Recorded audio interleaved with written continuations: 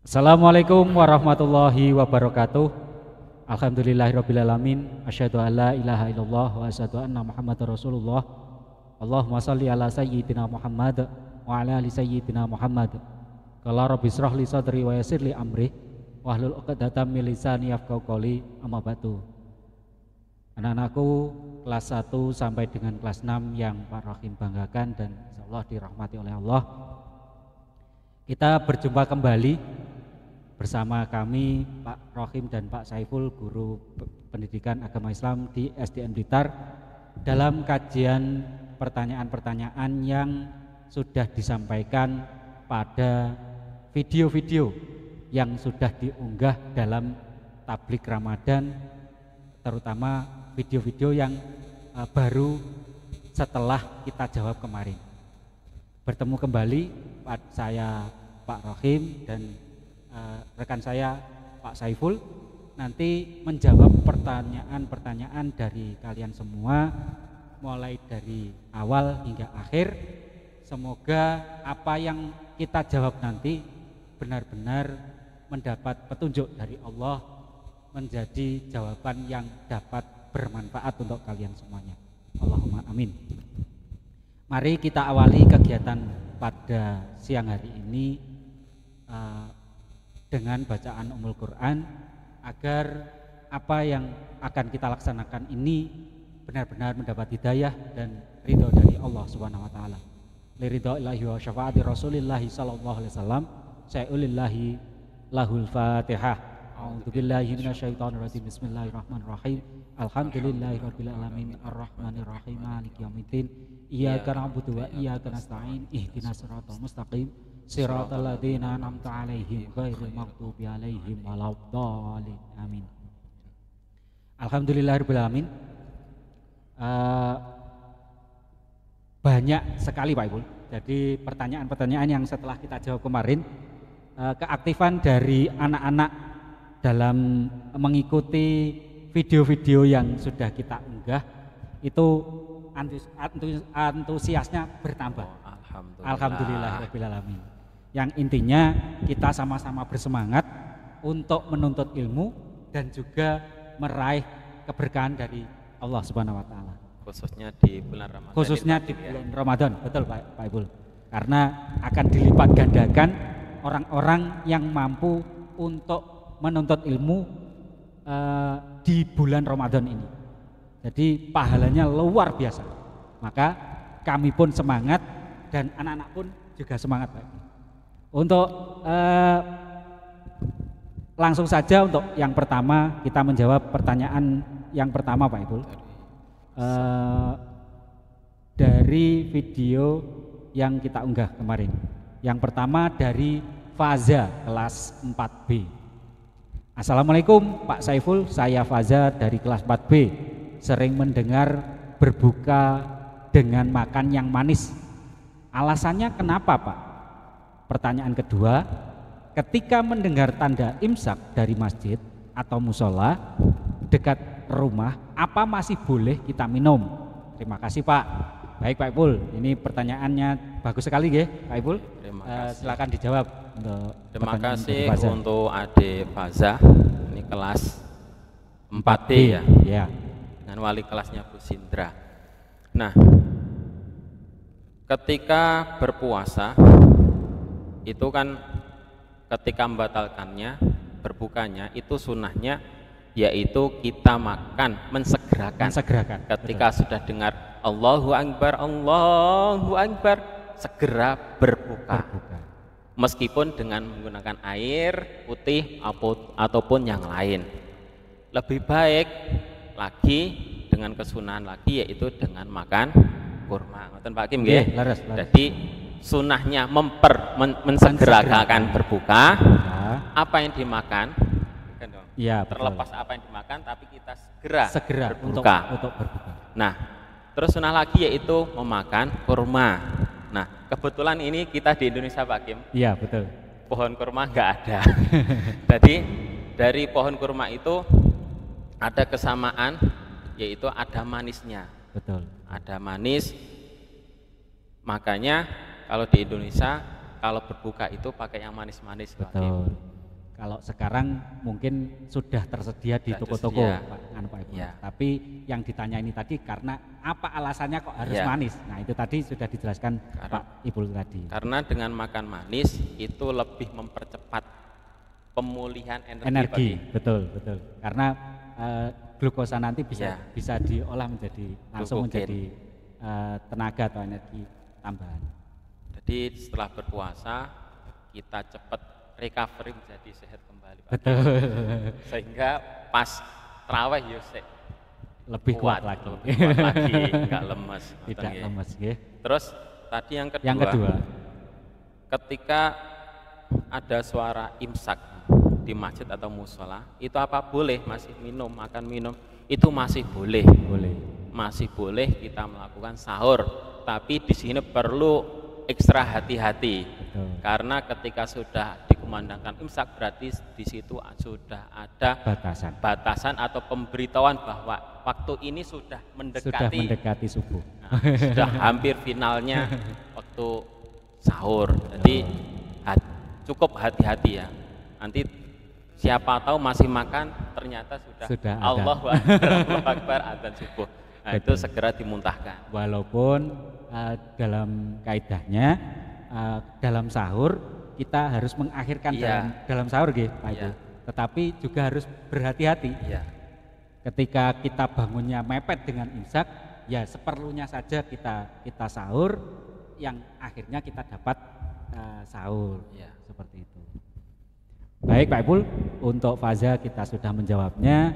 Kemudian pertanyaan kedua Pak Ibu. Ini dari Laila Nur Ramadhani. Ini berkali-kali Pak Ibu bertanya kepada termasuk aktif ini. Assalamualaikum Pak, saya Laila Nur Ramadhani, kelas 2B. Mau bertanya, apa saja yang bisa membatalkan puasa? Wah, luar biasa ini. Silakan Pak Ibu. Ya. Berarti puasa ini kalau kita bicarakan puasa yaitu kita menahan segala sesuatu yang membatalkan puasa maupun pahalanya Pak Kim. Pahala puasa mulai kapan? Mulai terbit fajar hingga terbenam matahari. Nah, kalau puasanya sendiri, selama kita tidak mengerjakan sesuatu yang membatalkan puasa, itu puasanya dikatakan sah Pak Kim. Selama kita tidak makan, minum, dan sebagainya, ataupun sesuatu yang batal puasa, puasanya masih sah. Meskipun di dalamnya nanti kadang sih rasan-rasan. Banyak pengurangan amal. Puasanya tetap sah, tapi sah. pahalanya mungkin berbeda. Karena kalau puasa, ya rasan-rasannya dikurangi, utawa pekerjaannya sekiranya ikut puasa Pak Ibu. Tetap ikut puasa. Harus ikut puasa. Tidak hanya menahan lapar dan dahaga saja. Jadi selama mulai terbit fajar sampai terbenam matahari, selama kita tidak melakukan hal yang batal puasa, yang jelasnya seperti makan dan minum.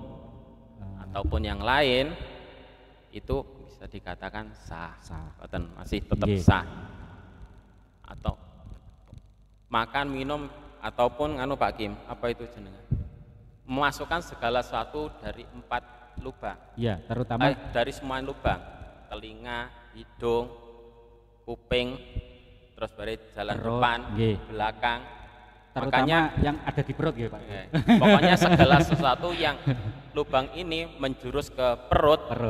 Itu membatalkan puasa. Apalagi engkau enek sing suka berenang Pak Kim, misalkan berenang, sudah hati-hati di dalam kolam renang tapi akhirnya nggak taunya kentut di dalam air. Masuk akhirnya. Itu juga membatalkan puasa. Masuk ke telinga, masuk ke lubang yang lain. Itu kalau berhubungan dengan perut itu pasti membatalkan puasa. Terus kalau suntik Pak Kim, suntik itu tidak ya. Seandainya kita sakit dan sebagainya, kita ke dokter kemudian disuntik, itu tidak ada jalur menerus ke perut.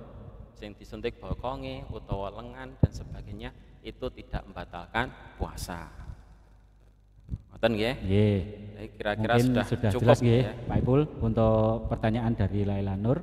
Kemudian selanjutnya dari Rufifah Rila Ufairah. Pak, saya Rufifah Rila Ufairah, kelas 3B. Mau tanya, kalau mencicip masakan saat puasa apa hukumnya? Nah, ini sebenarnya boleh nggih Pak Ibu? Boleh. Karena apa? Yang menjadi indera perasa itu adalah lidah kita. Sebenarnya boleh. Jadi kalau hanya mencicipi satu atau dua masakan, tapi ketika menjadi banyak itu tidak menjadi keutamaan ataupun tidak istilahnya tidak sahnya puasa tersebut.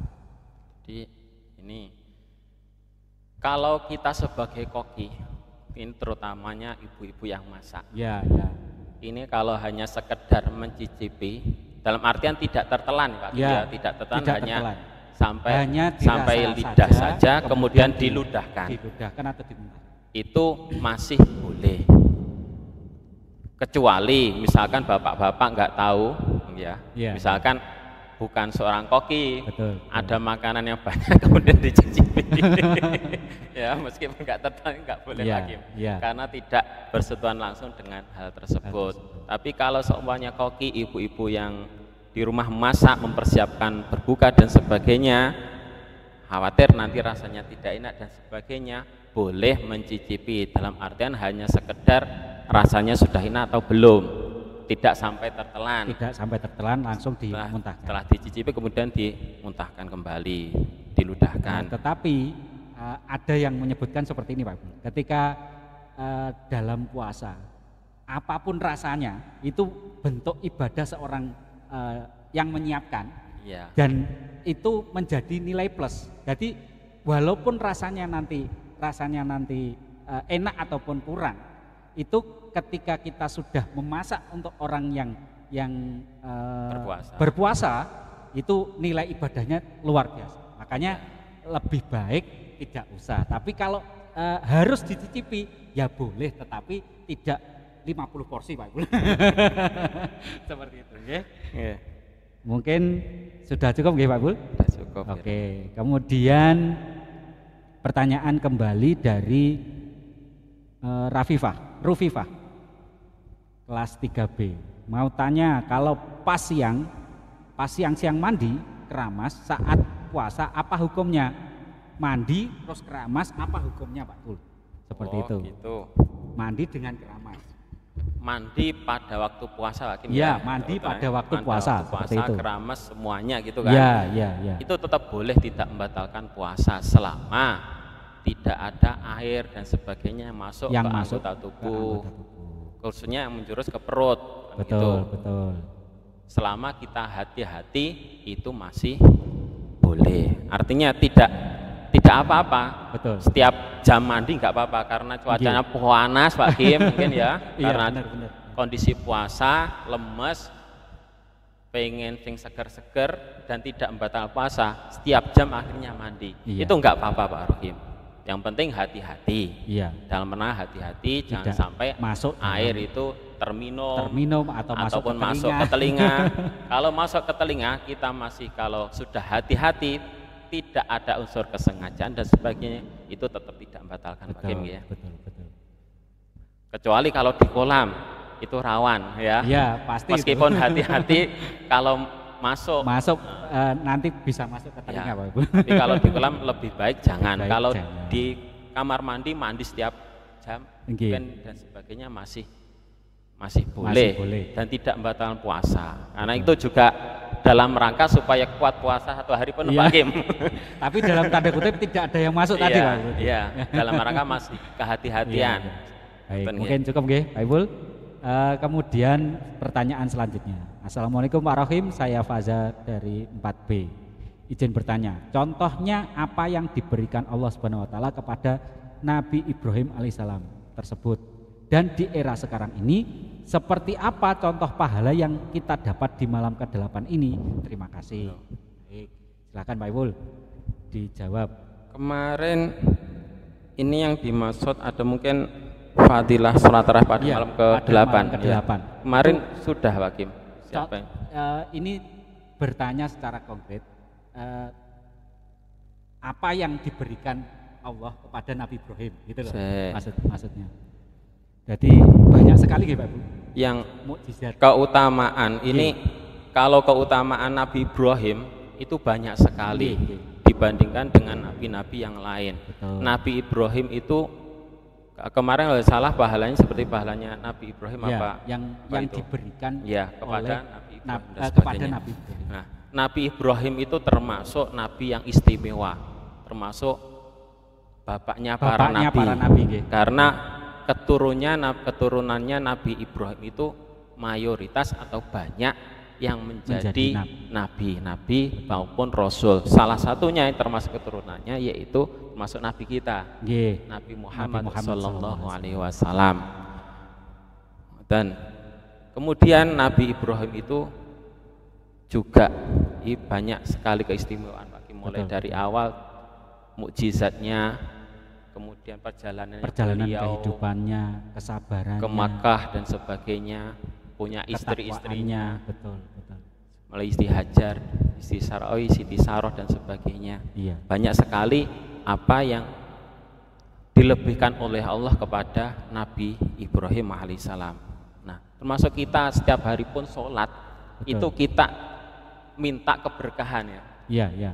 Babarik ala salawat Ibrahim. Salat Ibrahimiyah. Betul. Meskipun sunnah itu, tapi ketika kita sholat itu setiap hari kita baca. Dan itu bernilai ibadah betul. Dan menjadi doa nggih Pak Ibu. Iya, doa. Iya. Allahumma sholli ala sayyidina Muhammad wa ala sayyidina kama shallaita ala sayyidina Ibrahim wa ala ali sayyidina Ibrahim wa barik ala sayyidina Muhammad wa ala sayyidina Muhammad kama barakta ala sayyidina Ibrahim wa ala ali sayyidina Ibrahim fil alamina innaka hamidum majid.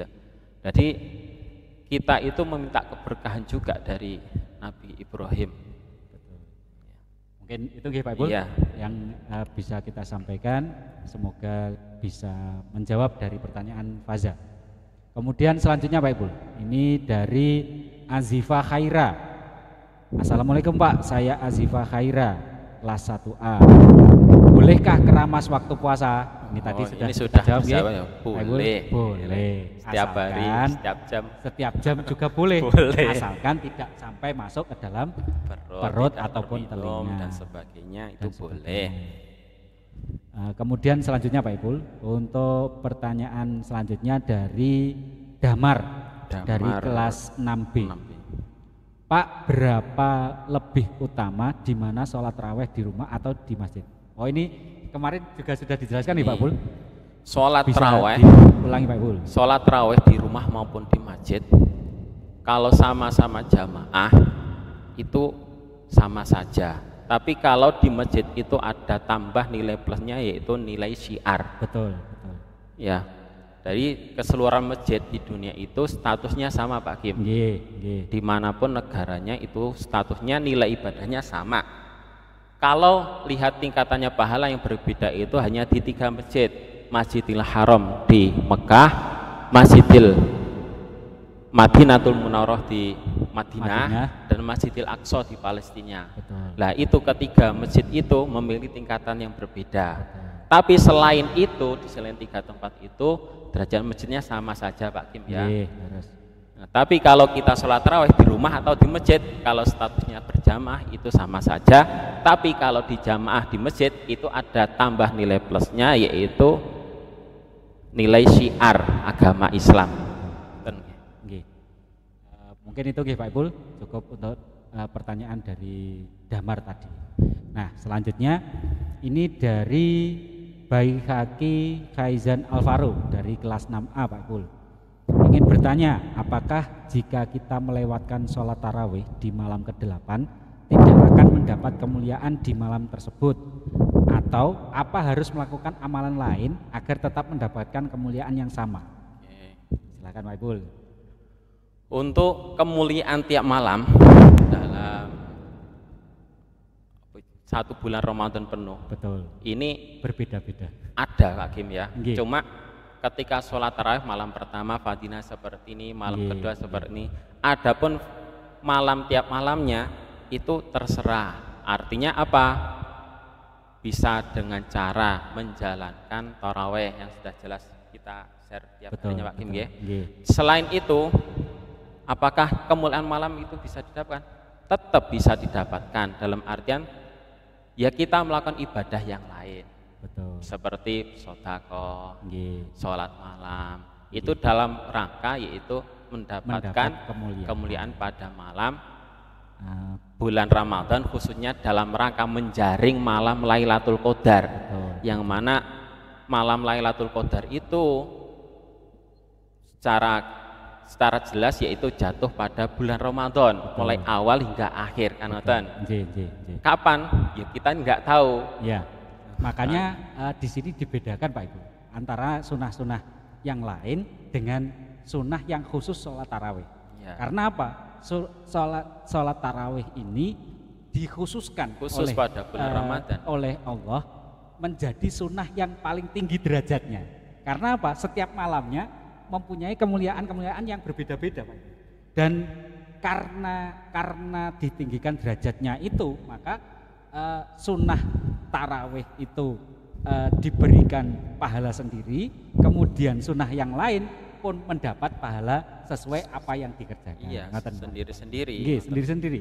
Tidak istilahnya tidak bercampur, karena nilai sholat tarawih ini sangatlah mulia. Akhirnya Allah memberikan per malamnya dan adanya di bulan Ramadan, ya Pak Ibu. Ya.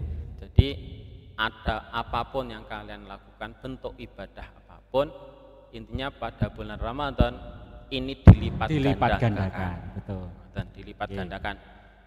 Nah, itu semua dalam kerangka yaitu mendekatkan diri kepada Allah supaya nanti di akhir bulan Ramadan ini kita mendapat predikat muttaqin. Amin. Dan mendapat ridho dari Allah Subhanahu wa taala. Jadi tiap malamnya kita juga ada keutamaannya, cuma kita dalam rangka meraih keutamaannya tersebut banyak jalan yang bisa ditempuh. Betul. Tapi intinya kita tingkatkan ibadah kita pada bulan Ramadan, supaya nanti setelah bulan Ramadan ini berakhir, predikat takwa kita beroleh dan meningkat, Pak Guru. Ya. Seperti dan kebiasaan pada bulan Ramadan ini kita bawa sampai setelah bulan-bulan berikut Ramadan. Terus. Baik, mungkin sudah cukup ya Pak Ipul. Ya. Kemudian pertanyaan selanjutnya, ini dari Ruwifah lagi Pak Ipul. Mau tanya, kalau saat memasak di bulan Ramadan terus kita mencicipi sedikit di ujung lidah, apa puasanya masih tetap sah? Ya, ini sudah terjawab ya, sudah terjawab pertanyaan ini dari Ruwifah tadi sudah terjawab. Silakan dilihat di menit awal tadi. Kemudian dari Raffi Javier, dari kelas 3B, Pak mau bertanya, benarkah hukumnya makruh kalau terlalu sering mandi saat puasa, dan apa hukumnya berenang saat puasa? Nah ini tadi dibahas, makanya diterangkan lebih lanjut Pak Ipul untuk ini. Kalau mandi itu boleh aja. Hukumnya apa? Kalau kita berpuasa dalam kerangka menjaga kehati-hatian supaya puasa kita itu tidak batal, dan ketika mandi terutama di kolam itu rawan, maka di situ jatuh yaitu hukumnya makruh. Karena apa? Karena khawatir nanti setelah mandi dan sebagainya di situ bisa mengakibatkan puasa kita batal.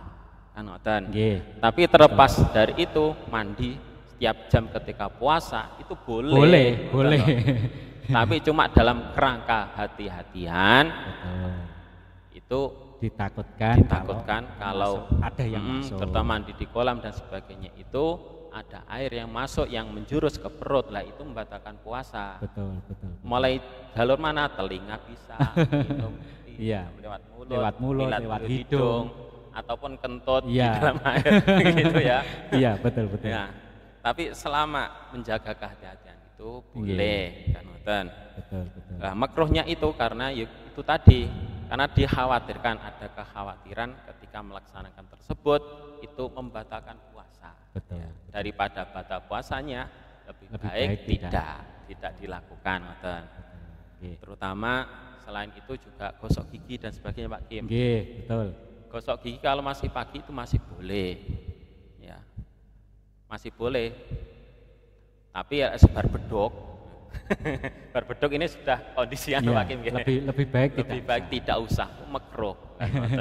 Nanti sudah mulai pagi itu setelah sahur itu lebih baik langsung gosok gigi dan sebagainya. Sebagai bentuk kehati-hatian kita gitu. Iya. Ketika pagi dan sebagainya seterusnya sudah tidak perlu gosok gigi. Kan ngoten. Lewat siang gosok gigi, ini hukumnya apa? Makruh. Karena dikhawatirkan dengan kegiatan gosok gigi itu bisa membatalkan puasa. Ya sama halnya dengan mandi tadi. Kan ngoten. Mungkin cukup nggih Pak Ipul. Kita lanjut ke pertanyaan selanjutnya Pak Ipul. Ini dari Rufifah lagi Pak Ipul. Ingin bertanya, jika dia menelan ludah, apakah puasanya batal? Kalau menelan ludah apakah batal? Tidak. Karena ludah itu termasuk bagian dari diri kita. Kecuali ketika kita bermain ludah, kita keluarkan. Ya, diambil lagi. Diambil lagi. Ini sudah batal meskipun bentuknya tetap ludah. Ataupun juga ketika gusi berdarah itu. Betul. Ya. Gusi berdarah itu termasuk kalau ditelan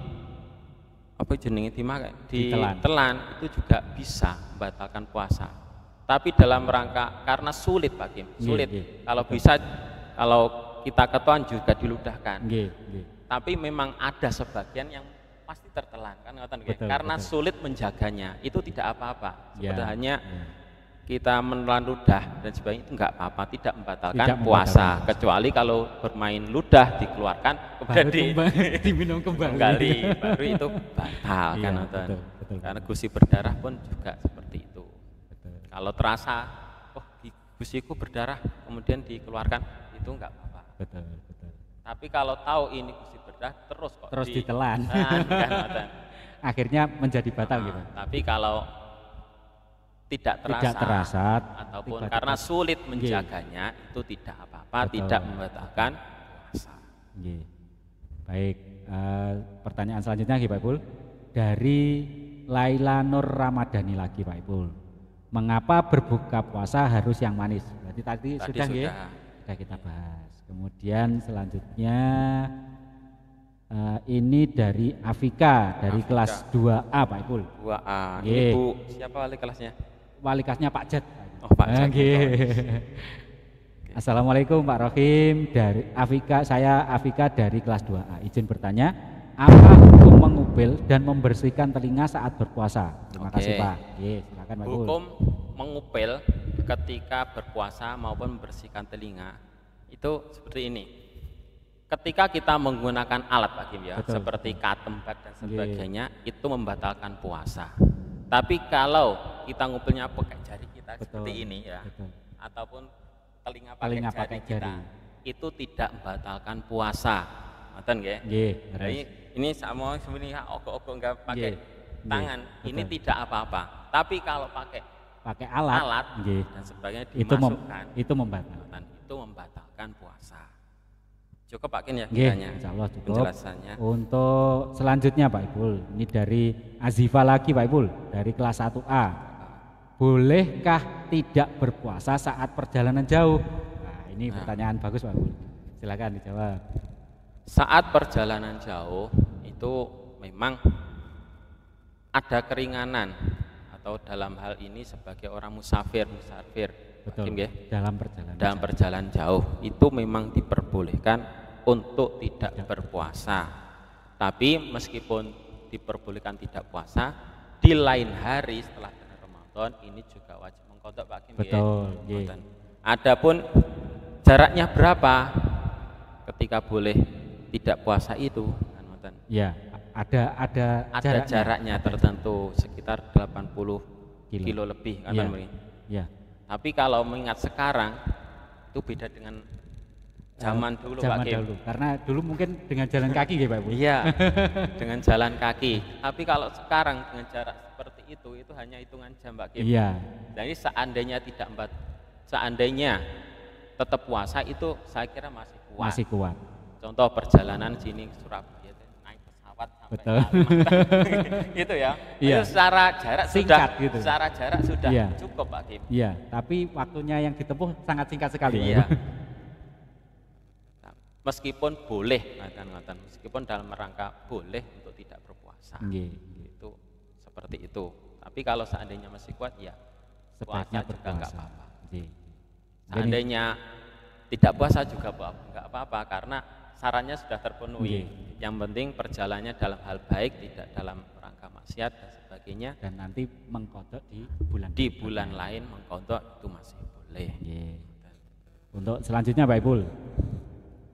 Assalamualaikum Pak, saya Kiki dari kelas 2B. Ingin bertanya, apakah kalau muntah itu membatalkan puasa dan apa alasannya? Terima kasih. Oke. Ini sebenarnya kemarin sudah dijelaskan ya Pak Ibul. Silakan Pak Ibul. Muntah ini ada beberapa kategori Pak Kim ya. Betul. Jika muntahnya itu memang asli, artinya tidak dibuat-buat, tidak sengaja. Misalkan kita lewat belakang rumahnya, belakang rumah tercium sesuatu yang tidak mengenak, kemudian kita muntah, itu tidak apa-apa, tidak membatalkan puasa.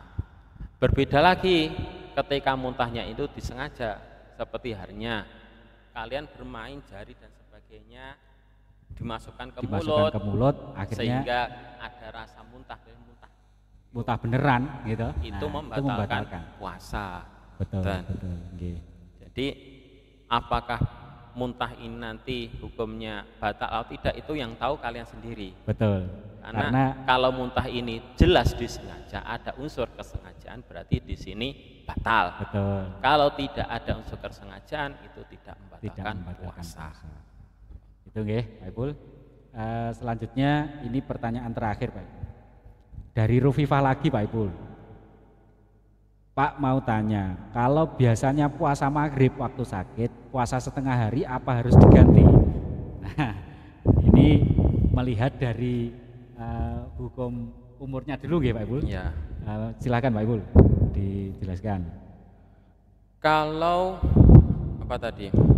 Kalau kita biasanya puasa maghrib, terus tiba-tiba kita sakit, terus akhirnya tidak kuat Pak Ibu. Oh gitu. Akhirnya puasa beduk dianya. Ini puasa itu ya.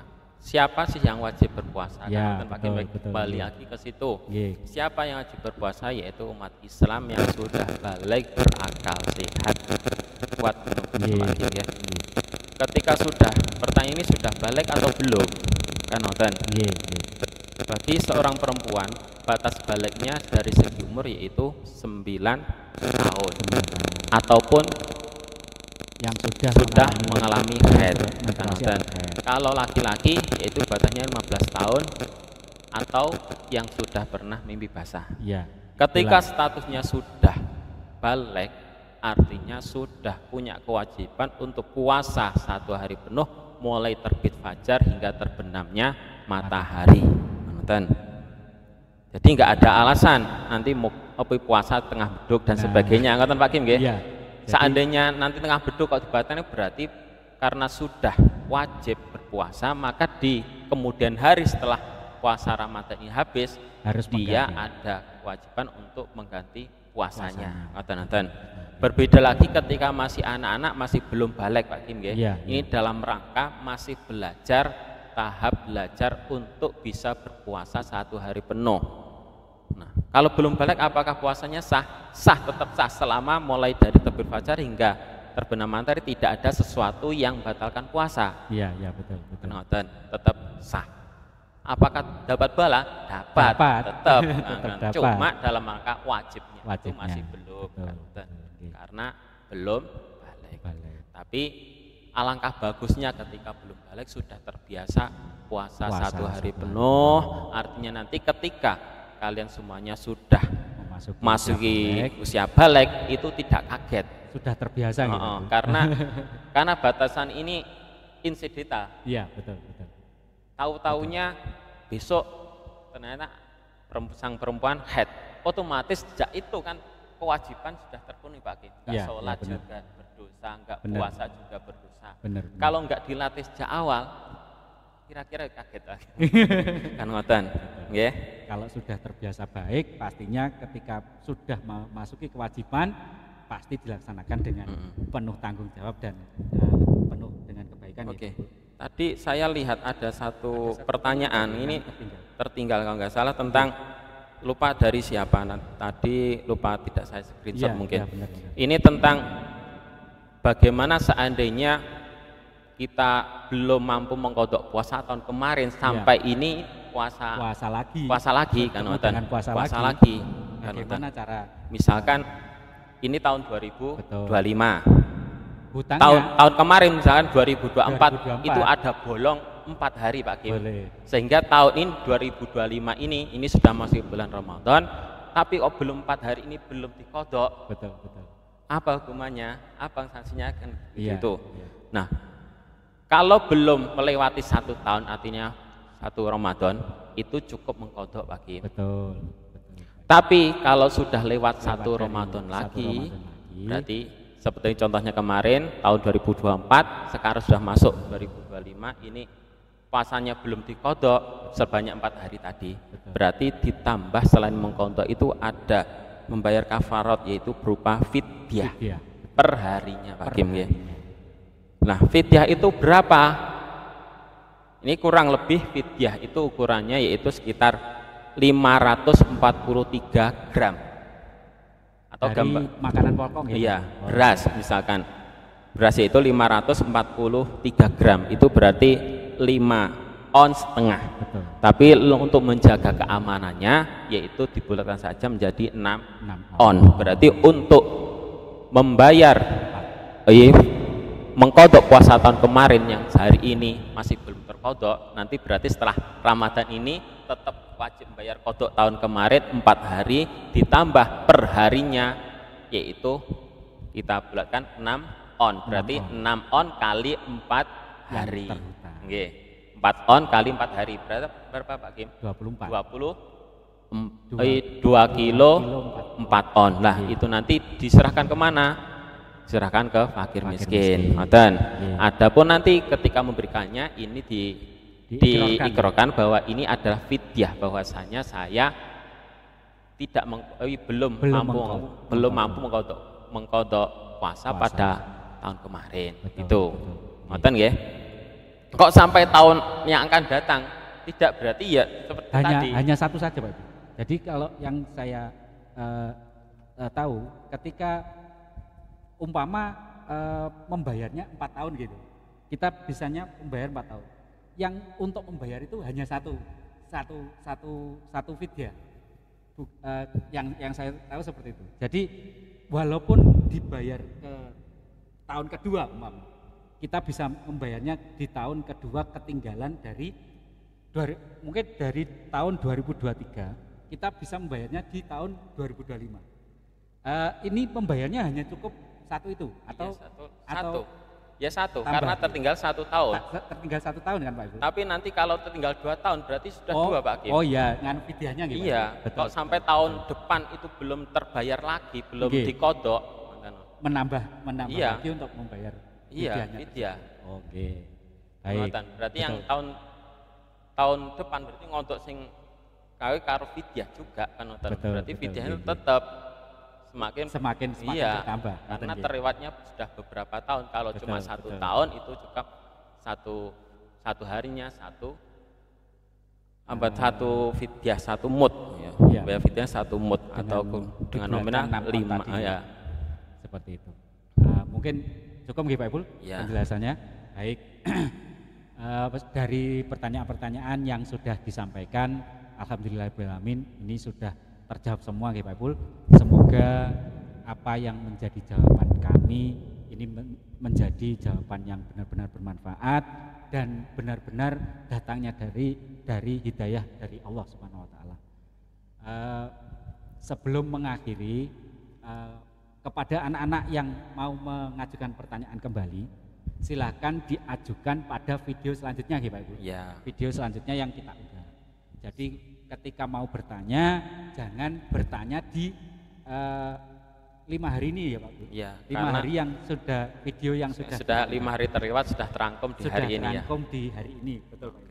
Nanti diajukan kembali ke mulai malam ke-12 ini. Ya. Mulai malam ke-12 ini sampai nanti kita membuatkan video tentang menanggapi jawaban dari pertanyaan yang diajukan oleh anak-anak tersebut. Mungkin itu Pak Ipul. Ya. Ada kurang lebihnya dari saya dan Pak Saiful, kami mohon maaf yang sebesar-besarnya. Kita akhiri pertemuan kali ini dengan bacaan surat Al-Asr dan alhamdulillah Pak Ipul. Bismillahirrahmanirrahim. Wal 'asri innal insana lafi khusrin illal ladzina amanu wa 'amilus shalihati wa tawassaw bil haqqi wa tawassaw bis sabr. Walhamdulillahi rabbil alamin. Kurang lebihnya mohon maaf. Assalamualaikum warahmatullahi wabarakatuh. Waalaikumsalam warahmatullahi wabarakatuh.